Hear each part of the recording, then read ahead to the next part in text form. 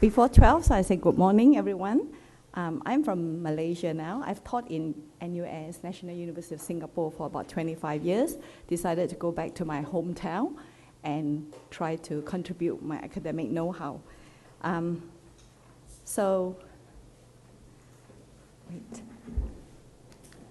Okay, now enteroviruses is a group of viruses that can cause a broad spectrum of clinical diseases. For example, poliovirus, everyone is aware of that.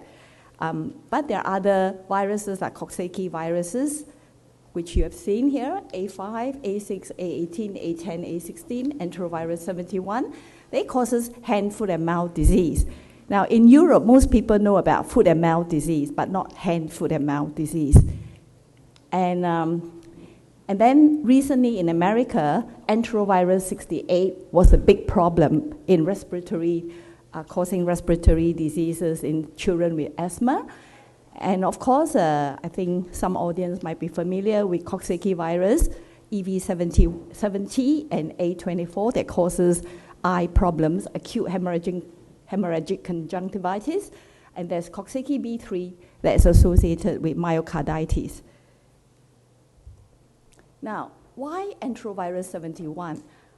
About 15 years ago, I decided to switch from being a bacteriologist to a virologist because I was so concerned about this problem as I've witnessed the loss of children. There was a mother who had 3 children and they lost 2 in 1 week. And it was quite heartbreaking. And so I decided to look into this problem of hand, foot, and mouth disease. And basically, every year, since 2008 in China, I don't come from China, I came from Kuala Lumpur, which is here. So China is this great big landmass. And since 2008 to 2012, big problem in China. And hand, foot, and mouth disease, there are about some reports stated 10 million infections. But it's not all due to EV71, right? It could be CA16, the other Coxsackie viruses. But in 2014 alone, if you look up the WHO in the Western Pacific region, there were 2.7 million cases, right? And the fatal number of cases in 1 year alone were 384. And in Vietnam, 79,000, there were 9 cases. In Malaysia, it's still endemic. In Singapore, it's also endemic, but there were no fatal cases, okay? So there were 7,358 in Malaysia, Singapore 21,000, Cambodia about 78, but the fatality rate in Cambodia were very high. So if we talk about Ebola, it's about 10,000, but the fatality rate is very high, right? But the number of cases for hand, foot, and mouth disease is very high in Asia. Fatality rate about 0.03%. Okay, what are the symptoms? The mild symptoms are high fever, vomiting, rashes. Very often you see like vesicles on the hand, foot, and mouth. So in the mouth, it develops into ulcers. So the children have hard time feeding. And then, however, in recent years, we start seeing aseptic meningitis and acute flaccid paralysis like polio. And then we also see brainstem encephalitis, cerebellar encephalitis, and leading to cardiopulmonary failure and death, right? Now, so what are the clinical management? Right now it's actually supportive or palliative. And uncomplicated, just give the children paracetamol, adequate fluid intake. For aseptic meningitis, they will give paracetamol, oxygen, IVIG, and vital signs monitoring. Now, IVIG is the intravenous immunoglobulin administration. Hand, foot, and mouth disease with autonomic nervous system, ANS dysregulation, you get judicious intravenous fluid therapy, IVIC, Miliron, or dobutamine. And then hand, foot, and mouth with cardiopulmonary failure, the doctors may administer intravenous fluid therapy, mechanical ventilation, Miliron, dobutamine, IVIG. Now, all these are experimentally administered, there's really no vaccine, no antiviral. There is debate about whether there is really evidence to show that these are the right treatment. But obviously, there are data that contribute to agreement. There are also a lot of disagreement in the field. Now, the virus itself is a 7.4 kb, very small genome with 3 ORFs, P1, P2, P3, with 4 structural proteins and 7 non-structural proteins. So it's got about 60 protomers of VP1, VP2, VP3 on the surface, and a VP4 in the internal is a single RNA genome. Now, with the, sorry, this is a bit wordy, but if I explain, it will be more understandable. Right now with EV71, there are 11 genotypes. So there's genotype A, which is the prototype BRCR strain. Actually, it was isolated in California in 1969. And in America, we mainly see genotype A, right? But in Asia, genotype B and Cs are more prevalent. So B, actually, there's B1, B2, B3, B4, B5. But every now and then, researchers will show the sequence of VP1 capsid protein or VP4 and say that, there is the new B6 and B7 new genotypes, right? Because also they can publish a paper. But how real do we want to recognize these novel genotypes? And genotype C, there are 5 subgenotypes, C1, C2, C3, C4, C5. And recently, there is a proposal to take C4 to become a genotype D. And some papers are still referring it to as C4A and C4B, and others refer to the C4A as the D1B and the C4B as D1A. Now, why do we subdivide them into different genotypes? Because there were differences in the genomes. About 17 to 22%, if they fall within that range, they become shifted to another genotype. And the sequence between subgenotypes are about 12%, but within the same genotype where there are subgenotypes is only about 3.9%. So virologists who work in this field spend a lot of time sequencing, trying to put the different virus isolates into different genotypes or subgenotypes. Okay, so if you see this kind of very complicated phylogenetic tree, right? But the question is now I'm asking, some are like, for example, the B0, right? The Dutch, they believe that they found the B0 because everybody named it as B1 to B5. So they say we found B0, which was isolated earlier than B1, B2, B3, B4. So they call it B0. And then there's the C4. Now it's going to be pushed to genotype D. And there are also B6 and B7 genotypes. So do we want to recognize them? They are actually, if it's a single isolate, I do not think that without doing the proper whole genome sequencing, we can recognize that. So right now in the world, the molecular epidemiology classification of genotypes are undergoing some rapid changes, yeah? And in fact, there are some papers, they are even proposing genotype E and genotype F, right? So that, now all these are important when we come into the picture of making vaccines. Okay, so basically a very quick one is to show that in China, the shift of genotypes, right? There are many in the Cs, right? C2, C1, C4, very few Bs you see only here. And in Malaysia, there were Bs and then there was Cs, so a bit more heterogeneous. In Singapore, when I first started this research, there were Bs and Cs. Holland, there's C1, C2, yeah? And United Kingdom, C1, many C1 and C2. There were these type of genogroups in Europe. So with vaccine development, because it's a big problem hitting Asia since year 2000, you find that there are 5 companies now in the world that are developing EV71 vaccines, and 3 in China alone. One is called Sinovac, another called Beijing Vigo, another called CAMS. In Singapore, there's Envirogen. Actually, it's taken over by a Japanese company, Takeda now, and there is NHRI in Taiwan. So basically, they use viral cells, and they use different genotypes. For example, in China, they mainly use C4 because C4 seems to be the predominant genotype. In Singapore, they are looking at B3. In Taiwan, they are looking at B4, and they use different amounts of antigens. And the population are mainly young children, less than 6 months old. So they work with 6 to 35 months children. And in Taiwan, they are testing on the adults. In Singapore, it's also testing on the adults.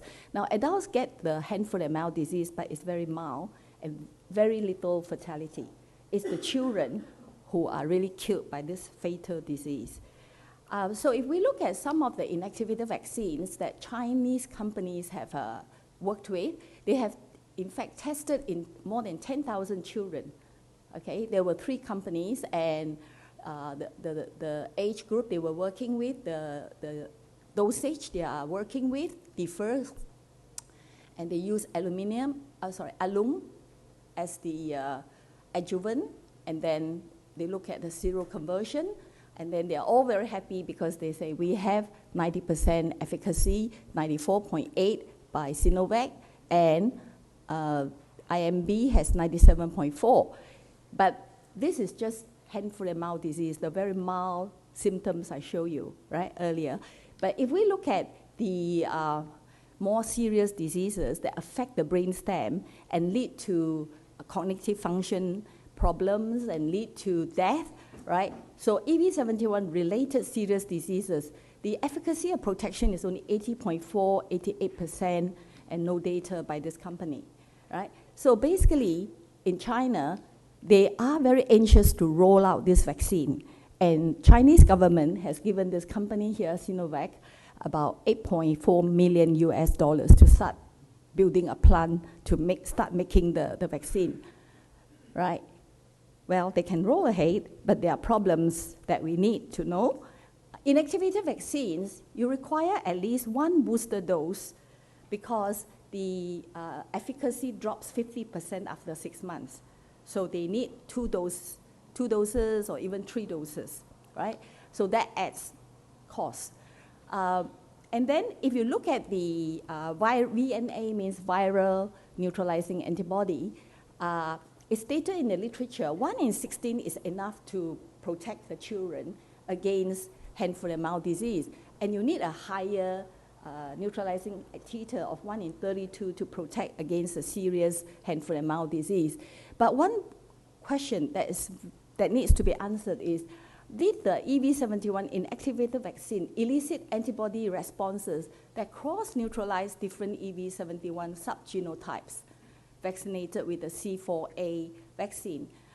So there was a good study by Zhang et al. So the group published this fact that when the vaccine is C4A, they were able to raise neutralizing antibodies against B4, B5, C2, and C5, even better than the C4A homologous strain. Why is that so? So this raises the problem of antigenicity and genotype classification. Is it accurate? Because, you keep getting the epidemic strains changing. But how about the cross-protection, the antigenicity? Yeah? Now, I just have to rush through a bit. So in Taiwan, they did a study with a B4 strain, a B4 genotype strain, and they found that it was very good. It was able to raise protecting neutralizing antibodies against B1, B5, C4A, but it didn't work against C2, right? It didn't protect against C2.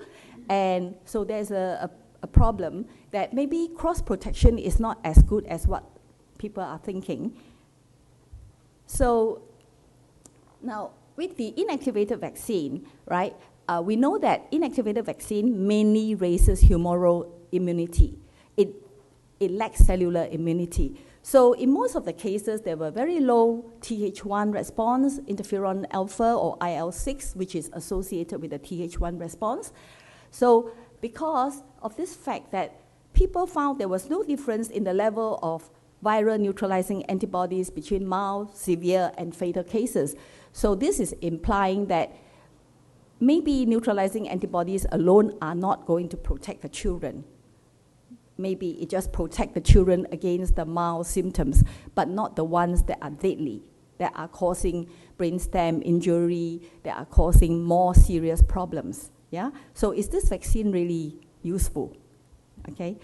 Now, so an ideal EV71 vaccine, we want is going to be inexpensive because a lot of developing countries there, and even in China, it's mainly happening in the countryside, right? So we want the vaccine to be safe, compatible with large-scale production, very easy to administer and acceptance by the parents. And companies in Asia Pacific lack the experience and expertise to take the new vaccine from research to product launch. Although China has come very far, right, from the sketchboard to trying to produce a vaccine, but it's inactivated by formalin, it needs growing up large amounts of the virus, it needs purification using column chromatography downstream, and many of the companies are private-owned biotech companies, so they are very secretive about what culture medium they use, what is the production system. And many of the countries will be using roller bottle or cell factory techniques, which are easy to implement, but they are very labor intensive. Maybe suitable for developing countries like Vietnam, Cambodia, right? So therefore, for the, to meet the demand, right, you might need to explore the use of bioreactors, microcarriers, perfusion technology, which could then increase the cell growth and the virus yield, and you will need the downstream chromatographic purification steps. Now, it's worked out that if one does a routine immunization with a 70% efficacy and sell the vaccine at below US $25 per dose in developing countries, there may be a market, and it might attract some of the vaccine producers like MSD, okay? Now, there's also a need to continue monitoring the vaccine safety, although very high efficacy of over 90%, right? There is no reported severe cases, but after vaccine entry into the market, there may be a need to monitor the safety profiles, and also, is the strain being used the right strain? Because is it going to cover all the strains that are going to come after vaccine entry? Maybe there are new emerging genotypes. Otherwise, the vaccine will be quite useless. And also, because in developing countries, there's the EPI vaccines containing 5 other microorganisms, how will this EV71 vaccine interact with the EPI vaccines? Is it going to affect the EPI vaccine efficacy? That is the other problem. So, and then in China now, people are now pushing to try to do a bivalent vaccine rather than a monovalent vaccine against EV71. They are trying to say, why not you try to put in the Coxsackie CA16, right? Then from one of the work that was done by Su et al., they showed that in Shanghai alone, in 2010 to April 2011, there was a dominance of EV71, 63.8, right? But CA10 was 9% and CA16 only 6.9%. So is there a need to really develop a bivalent vaccine against these two serotypes? Now, EV71 in China alone is pretty high at 63.8%, okay? So there's a need to really implement international standardization of vaccine quality control, and in terms of establishing neutralizing antibodies and antigens and studying cross-protection against different genotypes and look at future epidemic strains, and also to look at genotype classification relationship and antigenicity. Now there's another company in Malaysia, right?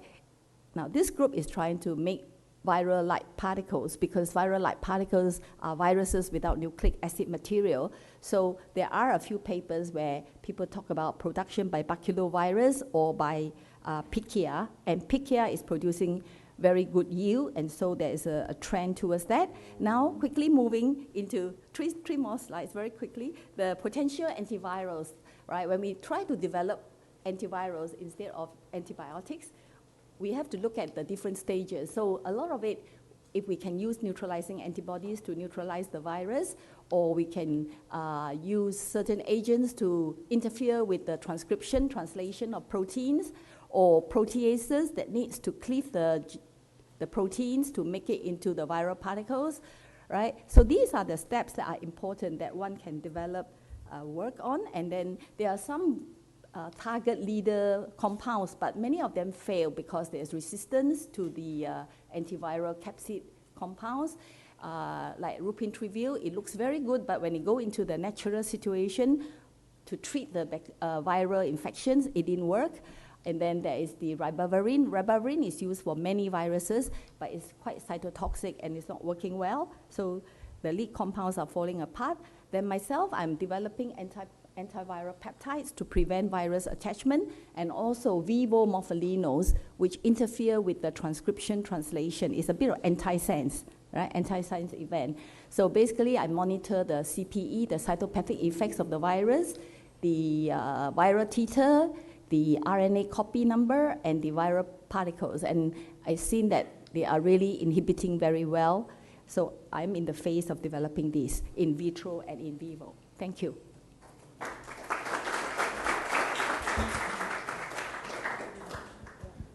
you very much for this nice talk. Do you know some groups that are working with natural products? Natural products, yes, there are quite a few.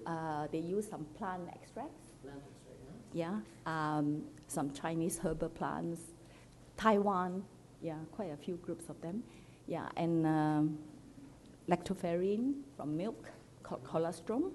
Yeah. So we just dreamed that one day, you know, someone can find some good natural products as well, where the children can just drink milk, you know, infused with these plant extracts. And if you can prevent that from viral infection, that would be very good. Yeah. So we have time for one or two short questions. In Egypt, I think that HMD represent a clinical problem among infants. So I need to ask about the source of transmission, source of infection, and mode of transmission. Yeah. Usually it's from childcare centers, from toys, surfaces. It's very resistant to alcohol, but you can use bleach, 10% bleach to clean the surfaces. It's oral fecal, yeah, from toys and surfaces. It's very common in developing countries in childcare centers. In fact, in Singapore, you know, at one time in year 2000, all the childcare centers had to close, and the parents had to stay home and look after the children and no work. So economic impact is quite significant, yeah, because parents can't work and the whole country economic just stopped for 10 days. Can transmit it through placenta? Nobody has done that, but basically it's like polio, oral fecal route. Mainly. Yeah. One more short question. Is this group of viruses has any clinical signs for food poisoning, especially for children? No, it's not food poisoning, but it's because they cause fever, vomiting, so sometimes it can present a little bit like food poisoning, but they are not. Only fever and vomiting. Fever, vomiting, No other they feel very malaise, and then they got those vesicles, like pimples on the hands, feet, and mouth. You cannot include it in the food poisoning No. group. No. Thank you. Okay, thank you. Okay, thank you very much again.